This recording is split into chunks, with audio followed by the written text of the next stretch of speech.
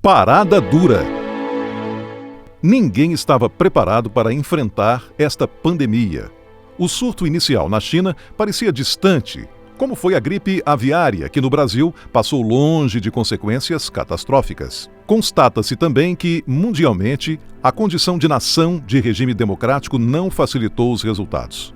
Melhor se saíram regimes centralizados e autoritários. A China foi o melhor.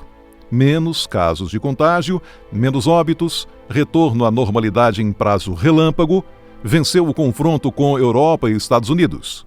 Colherá os frutos da sua eficiência em larga escala, beneficiando sua população com maior emprego, renda e eliminação de pobreza para os próximos 4 anos, com reflexos que se sentirão na próxima década inteira.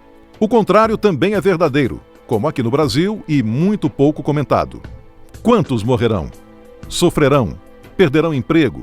Aumentarão seus sofrimentos? Isso é secundário. Para Marco Kolanovic, consultor do JP Morgan, nas principais economias, previsões científicas imprecisas, politização das pesquisas e uma abordagem sensacionalista pesarão sobre o acentuar-se de impactos econômicos significativos. Ele observa que, frequentemente, medidas foram direcionadas como resposta política indiscriminada, quando aplicada como lockdown em regiões geográficas, proteção de determinados segmentos da população, sem avaliação dos riscos de paralisação de uma atividade econômica específica.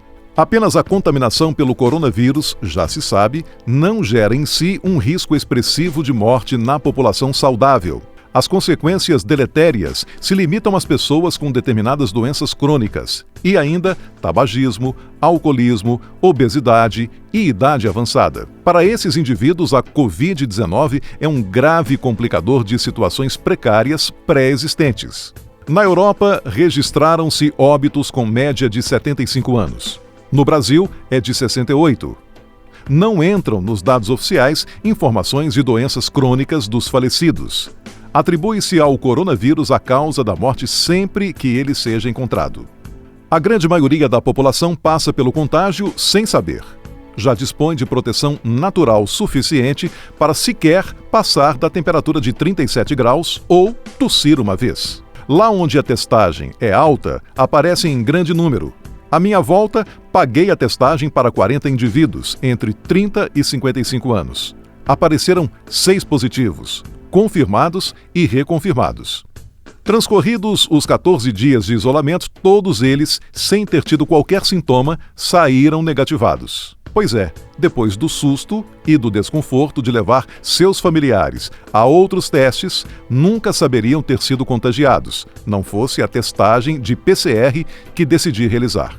A imprensa tem informado com alarde a morte de pessoas mais jovens, sem dizer que não tiveram autópsia. Analisando o boletim da Covid-19 de Betim, que recebo todos os dias, entre os 17 óbitos registrados em 85 dias, constam comorbidades gravíssimas. Pacientes na fila de transplante, leucemia, infarto do miocárdio e diabetes, AVC com efizema pulmonar, tabagismo e diabetes, sepse e diabetes. Todos apresentavam ao menos 3 comorbidades. Apenas um faleceu por problema respiratório grave, não detectado em hospital particular, que lhe deu alta. Setores politicamente mobilizados têm apoiado medidas desproporcionais sem medir os impactos propriamente sociais provocados por lockdown. Fique em casa é uma condição que precisa ser avaliada, não é panaceia. É recomendação que, em excesso, como qualquer medicamento, se transforma em veneno e mata. Pior que não tem bula, posologia e cuidados. Desconhecem-se os efeitos colaterais e de longo prazo, como um carrapaticida que, em dose elevada, pode matar a vaca e acabar com o leite da família. A China já é o país que a pandemia tirou uma oportunidade ímpar, com reflexos sociais imediatos e ainda mais importantes no longo prazo.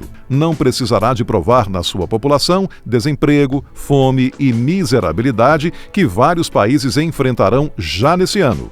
O Brasil será provavelmente um dos maiores perdedores, segundo analistas de várias derivações e continentes. Vai se encerrar assim, em dezembro de 2020, uma década marcada por retrocessos, aumento da pobreza e do desemprego. É preciso ter atenção. Embora muitas vezes ouçamos que os lockdowns são motivados por modelos científicos e que existe uma relação extra entre o nível de atividade econômica e a disseminação do vírus, isso não é suportado pelos dados, escreve Kolanovich. Resta claro que, na falta de harmonia política e convergência de propósitos, e ainda no excesso de oportunismo de setores blindados de consequências, o lockdown se ergueu como medida consagrada e cobrada pela maioria da população, ignara da conta que pagará. No horizonte surgem momentos desafiadores.